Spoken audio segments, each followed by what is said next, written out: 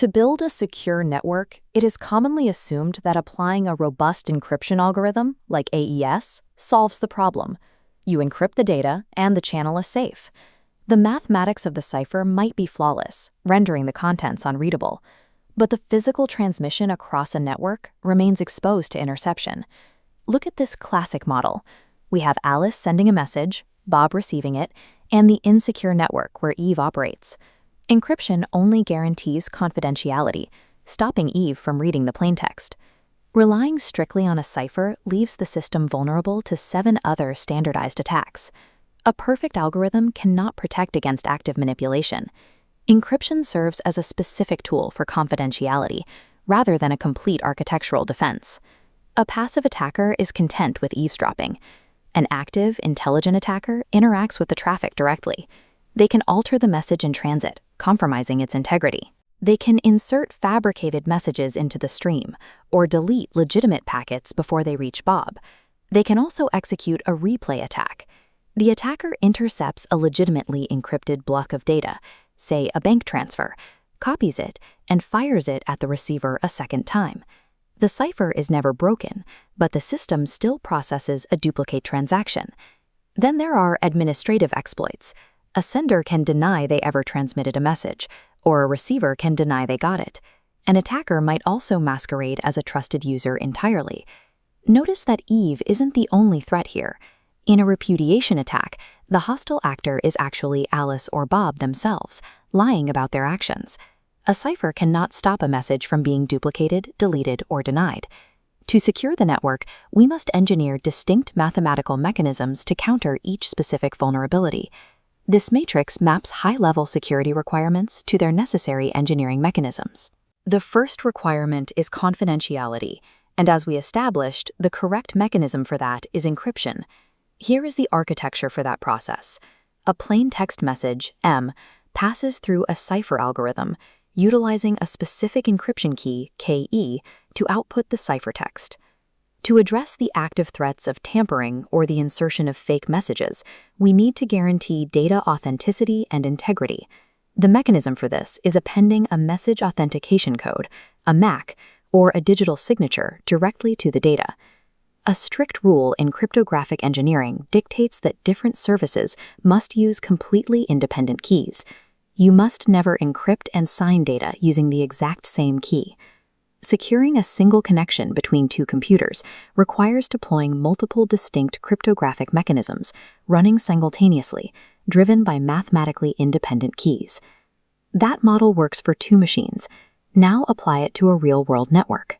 This diagram shows a decentralized architecture where every node requires a secure, direct connection to every other node. If we rely entirely on symmetric cryptography, where both sides share the same secret, the number of required keys grows polynomially, scaling at big O of n squared. If the network reaches 1,000 nodes, that formula dictates the creation and secure distribution of nearly 500,000 individual keys. Factoring in the rule from our previous model that each connection requires multiple keys per direction for encryption and integrity, that 500,000 balloons into millions of keys to track.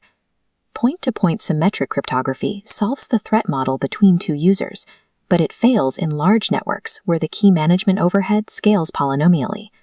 To break this bottleneck, engineers have 2 options: alter the underlying mathematics or alter the physical shape of the network itself. The mathematical solution is asymmetric cryptography. Instead of a single shared secret, keys are split into public and private halves. Look at this updated diagram. An asymmetric system collapses the scaling requirement.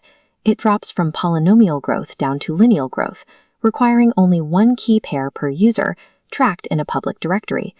The architectural solution is the star topology.